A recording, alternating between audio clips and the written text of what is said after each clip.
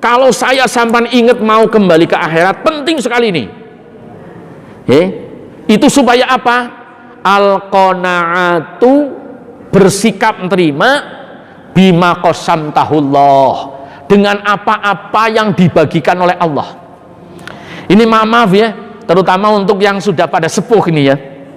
Ini pengajian thariqah ini saya nukil kalau di tempat saya gitu. Ini biasanya yang ikuti thariqah itu orang-orang sepuh-sepuh. Ini kiainya sering ingetin, kalau sudah sepuh, amalan yang paling ampuh, paling ajib, nerima. Kenapa? Kadang-kadang maaf, saya sampan kalau sudah sepuh sering nggak dianggap sama anak. Kadang-kadang kita ngomong, anaknya nggak merhatiin sama sekali. Bahkan di depan kita ngomong gitu. Nah udah biasa, nggak usah didengerin. Lu bapak kita ngomong nggak usah didengerin gitu ya. Makanya saya sampai harus ridho gitu loh. Ini ngalami kayak gitu mesti udah dianggap bocah udah ini harus ridho. Jangan sampai marah. Ini karena itu menjadi penghapus dosa kita. Gitu. Subhanallah. Kan sering kayak gitu ya. Ya Allah, naudzubillahi min dzalik gitu ya. Ini kadang-kadang ada tamu aja disingkirin. Ini mau tidak mau gitu ya. Kadang-kadang ini orang tua dianggap mengganggu. Jadi ada temennya anak gitu ya, ini kita disuruh masuk. Ya Allah, naudzubillahi min dzalik. Orang kadang-kadang punya kucing, ada tamu aja dikeluarin, dipamerin. Punya orang tua malah diumpetin. Ya maaf ini ya. Ini naudzubillahi min dzalik. Pada saat kita mendapat perlakuan gitu, sabar. Karena itu thariqah yang sangat luar biasa, nggak bisa dipungkiri itu. Naudzubillahi min dzalik gitu. Jadi di situ yang ketiga ini amalan yang paling berat, al-qanaatu bima qasamtahullah. Jadi kalau sudah sepuh itu ingat akhirat, amalannya itu bersikap menerima apa saja yang diberikan oleh Allah. Nah ini nanti diceritakan di dalam kitab namanya Kifayatul Adqiyah. Itu juga di dalam kitab namanya Hidayatul Adqiyah. Nih, ini kitab thariqah ini. Itu nanti ada orang begitu dibangunkan dari kubur, bangun dari kubur itu langsung diberi sayap oleh Allah, terbang masuk ke dalam surga. Tidak mendapati yaumul mahsyar, tidak mendapati yaumul hisab maupun yaumul mizan. Tidak mendapati Shiratal Mustaqim, langsung masuk ke dalam surga. Nih, malaikat sampai terheran-heran. Lu yang lain belum masuk kok kamu udah nyak-nyakan nang suargo itu. Tahu nyak-nyakan udah kemana-mana. Ditanya amalannya apa? Amalannya dua nih Pak. Mudah-mudahan saya sampan bisa. Satu, tidak pernah berani bermaksiat ketika sendirian. Ini, ya Allah ya, saya sampai ini biasanya kalau mau maksiat aja ngumpet ya Pak ya. Tidak pernah berani bermaksiat ketika sendirian. Ya Allah ini kadang-kadang sampean ngeliat HP aja ngumpet, ya masuk kamar dikunci. Naudzubillah min dzalik di sini. Kemudian yang kedua, ya. Itu ar-ridha bima qasamtahullahu ta'ala walau qalilan. Selalu ridho dengan pembagian dari Allah walaupun sedikit. Ini paling berat. Ya coba ini ya, maaf ya, jangankan santri ya, maaf ini jangan termasuk gibah ya. Ini kadang-kadang orang ngerti aja ya. Ini sudah punya rumah, punya ini aja masih kurang. Ya Pak ya. Nih naudzubillah min dzalik. Alasannya apa? Untuk bekal ibadah. Nah, alasannya Gusti Allah dilomboni. Naudzubillah min dzalik, Gusti Allah kok dilomboni gitu ya. Naudzubillah min dzalik ini ya. Coba sampean renungi bapak-bapak, ibu-ibu ya, sering pendusta agama nih. Pendusta agama itu puncaknya wayam naunal maun, punya apa-apa tercegah dari manfaat, itu pendusta agama. Jadi kalau sampan punya mobil, sampan punya rumah, lu rumah kok ya bangkunya cakep banget, belas nggak ada tamu yang duduk di situ. Ayo hati-hati, nanti itu ya bangku yang mahal itu nanti di akhirat ngembergin itu. Kenapa? Nggak terima, aku ini nggak pernah ada yang duduk.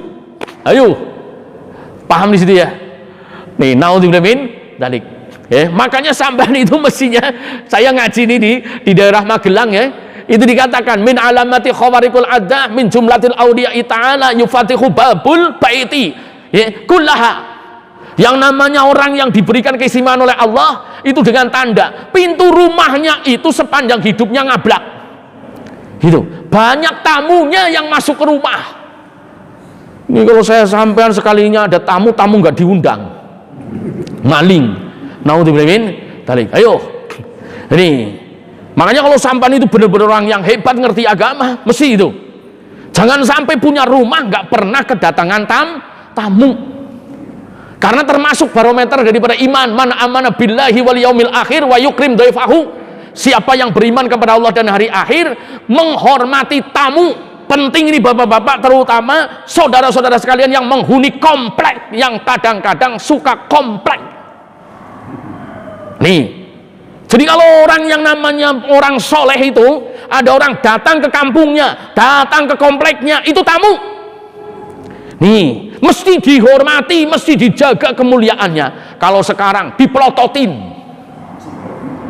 Ya Bu ya. Nih, naudzubillah min dzalik. Ini. Jadi naudzubillah min dzalik. Itu jadi masuk kampung kita itu tamu. Kalau sekarang ampun, naudzubillah min dzalik di situ ya. Ayo, monggo. Karena itu barometer iman dari situ. Man amana billahi wal yaumil akhiri wa yukrim dhaifahu. Kalau kamu beriman kepada Allah dan hari akhir, muliakan tamumu. Nih, subhanallah. Jadi jamaah rahimakumullah, karena waktu ya. Nih saya selesaikan sampai ujung di sini halaman 5 ya. Faidan, lebih lanjut dijelaskan jamaah rahimakumullah.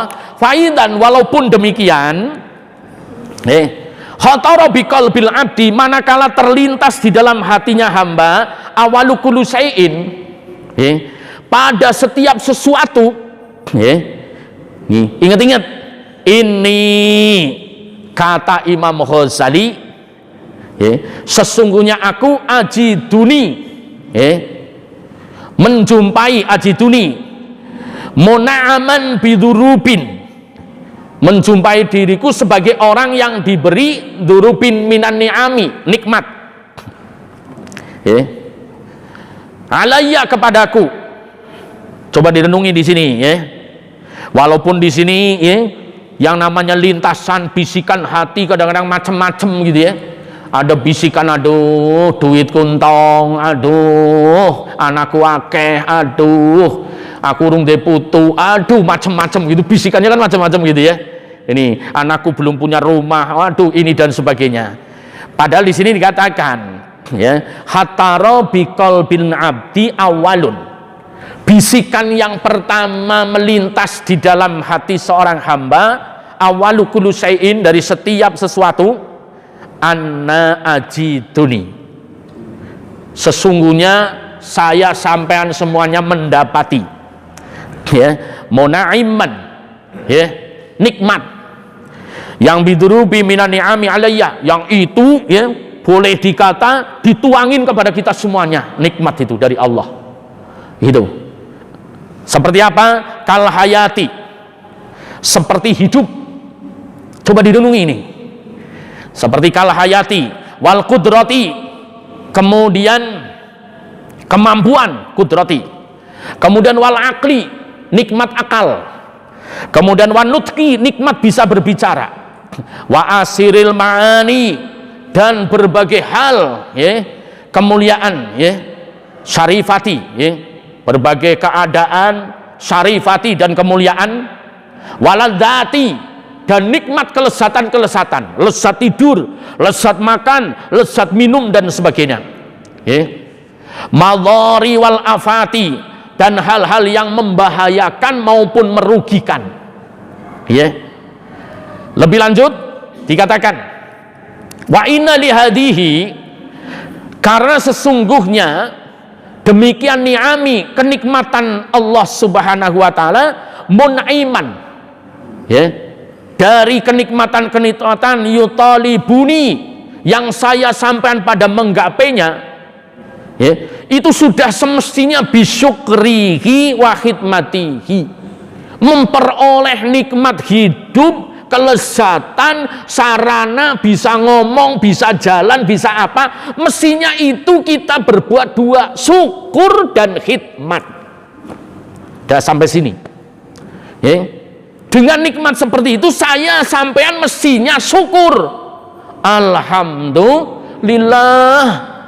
Kalau kiai saya bilang itu, Mbah Misbah Bangilan bilang gini, Lek, mbek awakmu mbok kesuwun ming pangeran. Sebab sing metu mbek bareng kowe ana sing nempel nang sarung, tibane dadi bejaji. Awakmu dadi wong. Paham? Tong, kamu mestinya bersyukur. Kenapa? Karena yang keluar bareng kamu ini ada yang nempel di sarung bapakmu, jatuhnya ke got. Nah, kamu itu jadi orang. Coba kalau kamu jatuh ke got, ya, paham di situ ya? Ini, itu seperti itu gitu. Ini kalau ini kita harus syukur kita dijadikan manusia. Kemudian hujah beliau Mbah Bisbah Bangilan itu ya, bilang lagi, kamu mestinya bersyukur. Kenapa? Karena kamu dijadikan sebagai sebaik-baik ciptaan. Coba kalau kamu dijadikan ayam, coba kalau kamu dijadikan lalat, coba kalau kamu itu dijadikan tengu. Ngerti tengu? Ya, kutu ayam udah nggak ada sekarang. Tengu itu orang zamani ya. Kalau dulu kita zamani ya, ini biasanya tenguan gitu ya. Saking ini zaman dulu, saya yakin bapak-bapak ngalami tenguan gitu ya. Itu karena mainnya sama ayam itu ya, itu bisa merah itu sampai digitukan nih, makanya kita supaya bersyukur. Kemudian yang kedua, perhatikan di situ jamaah rahimakumullah, jadi wahid matihi 1, 2, 3, 4, 5 baris dari bawah itu.